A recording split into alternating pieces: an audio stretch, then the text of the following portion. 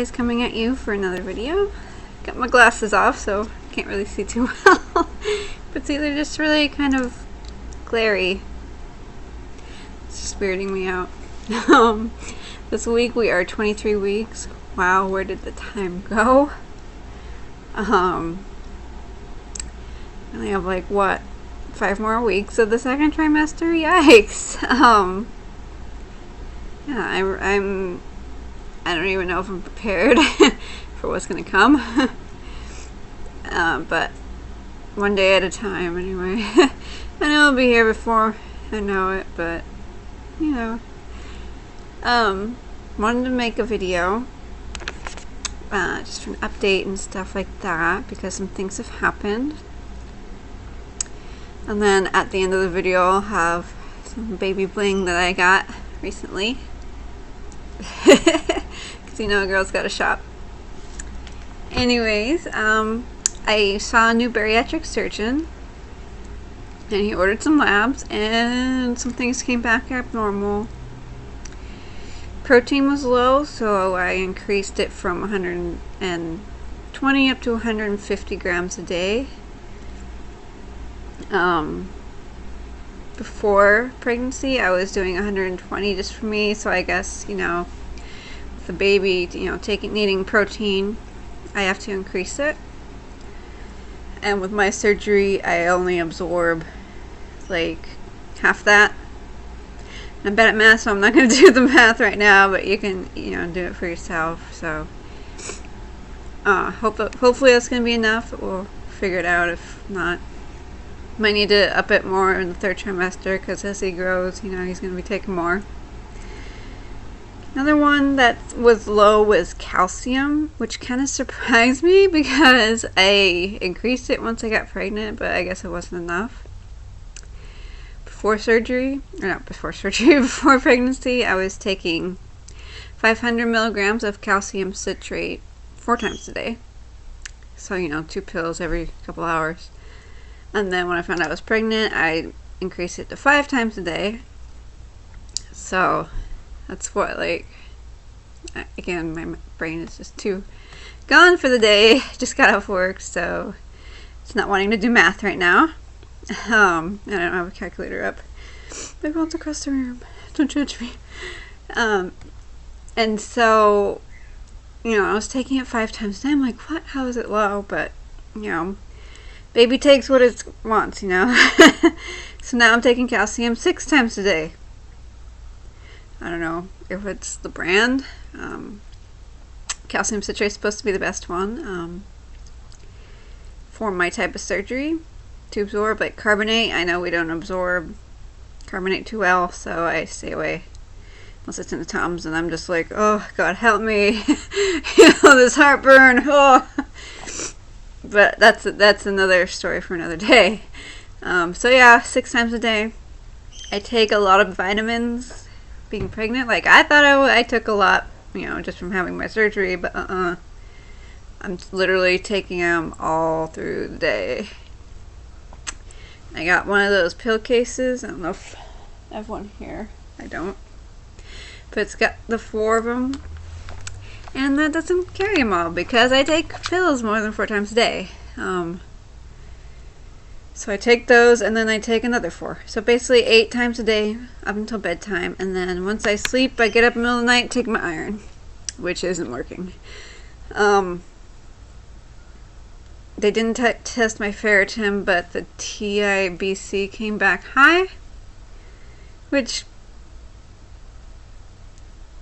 and also the hemoglobin's just starting to tank, but it's not low enough for like an infusion or anything to worry about. Because when you're pregnant, it can be as low as 10 and still be considered normal.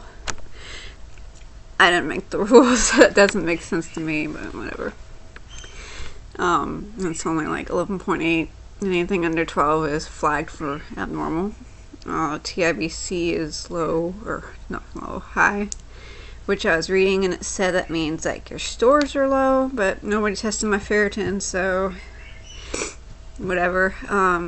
But that happens a lot in just being pregnant, you know, not so much like a surgery specific thing, but with my surgery, Most of the intestine that absorbs iron is bypassed, so it would make sense that I would become, deficient. So now I just feel like I'm going to be screwed by the time I have the baby, because, when you have a baby, whether you have a C-section or vaginally, there's bleeding. So I don't know if my guess is if I don't need an infusion before, I'm going to need something while I'm there. So that's kind of alarming.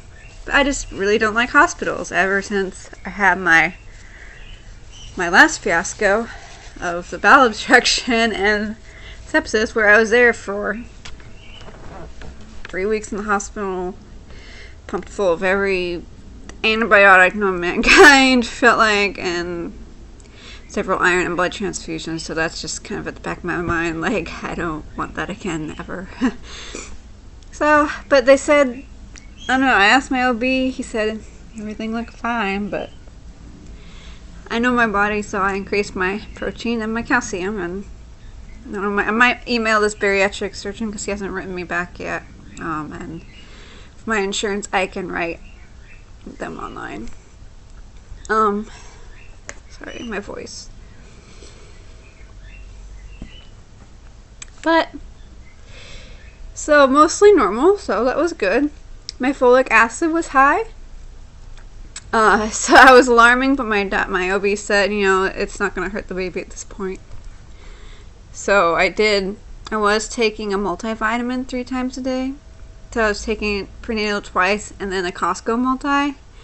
And so what I did was I just stopped one of the prenatals because it had the most folic acid, and hopefully that'll be enough to bring it down to normal. But yeah, not that big deal. I thought it would be way worse, and it was kind of funny. He's like, you're the only one of my patients that I've had that has normal vitamin D, and I'm like, if only you knew I was taking 100,000 IUs, you'd probably freak out.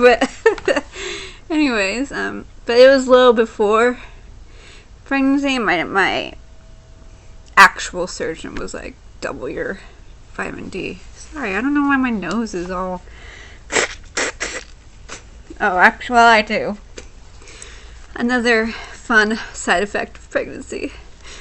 Allergies. I haven't had allergies since I was 300 pounds, so that's fun.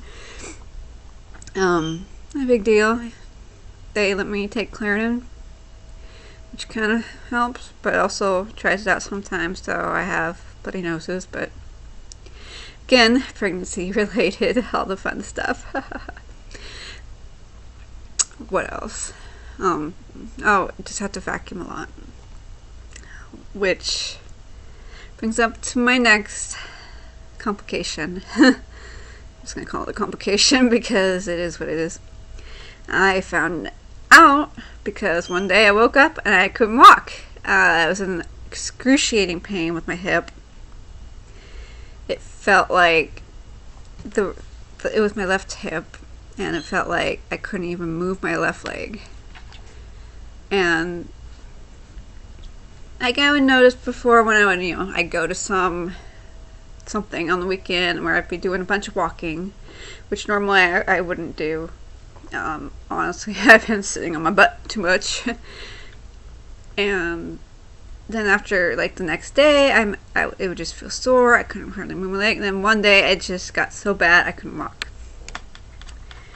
Like, I literally could not make it to the bathroom. My neighbors probably thought I was in labor because I was, like, crying and cursing and shouting. And so I got dehydrated that day, and that was not fun. Rested, and my husband wanted to take me to the ER because it was that bad, and I said, well, they're not going to do anything because when you're pregnant, all they're going to do is give you a Tylenol and some ice, so I can do that here. Why am I going to go deal with that? I knew it wasn't preterm labor or anything like that, because I work in healthcare and I know what to watch for that, and it's my joint, it's not labor pain. And it was constant. It wasn't like, anyways, getting off topic, but So the next, I emailed my primary and she suggested going to a chiropractor. So I did, and it's something called SPD. I'm not sure if I'm pronouncing it right. Symphysis pubis dysfunction. Where basically your body makes too much of the relaxin hormone that it needs to kind of, expand your joints, and things can get a little too expanded in certain spots. Your pelvis can be misaligned, and then you feel pain in like hip, leg, back, that kind of thing. I also had some sciatica going on. And if you Google SPD, you can get some pretty scary stuff where people are like, I'm in a wheelchair because of it, or you can dislodge your pelvis during delivery. So I'm just like, but I've also read that, talk to people that everything's fine. So don't trust that Google sometimes, you know what I mean? But gone to the chiropractor and it seems to be helping. I'm lucky that my insurance covers chiropractor. Like, I only have to pay the $10 copay each time. And they're also kind enough to get my insurance to pay for a prenatal massage in full. I've never had a massage before, and that was really relaxing. I'm tempted just to keep getting them, even if I have to pay for one. But it was really relaxing. I really like massages. If you haven't had one, you should. It seems to be helping. Before I have to, when I go up the stairs, I have to go one at a time. I have to always keep my knees together when I get in and out of the car, sit down. Ice it a lot.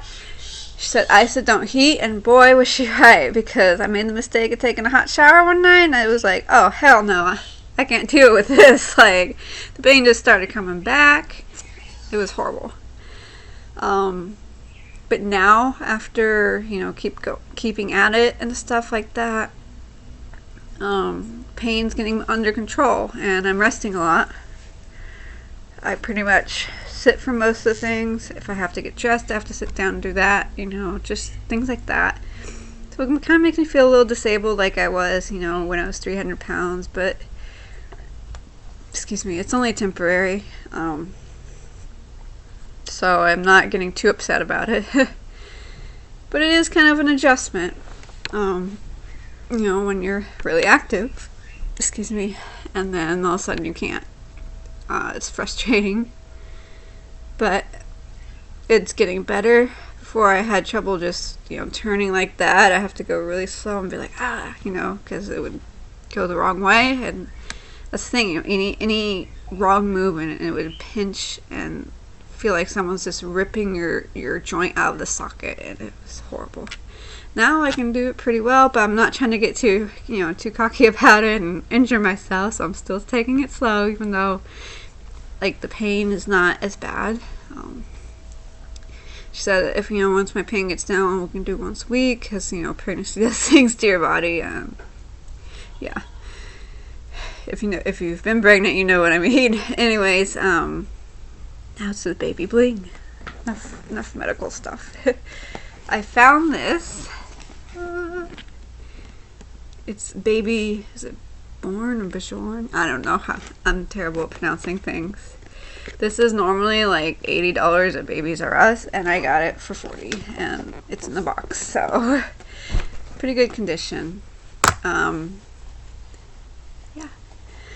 I don't know if you guys have Once Upon a Child near you, but it's like gently used baby stuff, and I've been going there every week or so, because we're kind of on our own with baby stuff. We have to buy most of it ourselves, and so it just I figure he's only going to use it not very long, so it doesn't matter if it's used or new, as long as it works and it's safe. Who cares? So I do have a shopping problem. But my husband says no more clothes, so I've been trying not to do more clothes. But then, I find the jammies, and these jammies, let me get them for you. Now, when I say jammies, I mean jammies. And if you know me, I have an issue with birds. Like, I am obsessed with owls. And the jammies with the little feet. How can you say no to the feet? He's so happy. And it's all fluffy. And don't forget about this guy. Isn't that adorable with the little feet? Okay. Here you go before my allergies kill me. But yes, the jammies, like, how can you say no to that? And he's like, I told you no clothes, no more clothes, because next month is the work baby shower, and he wants to see, because a lot of people get clothes, and I need clothes. But yeah, it's really exciting, and it's like happening really fast. Trying to go through the house and clean stuff and get ready, make space for him, and it's just sneaking up on me, but anyways, I will talk to you guys later. Hope you're having a good week, and see you next time.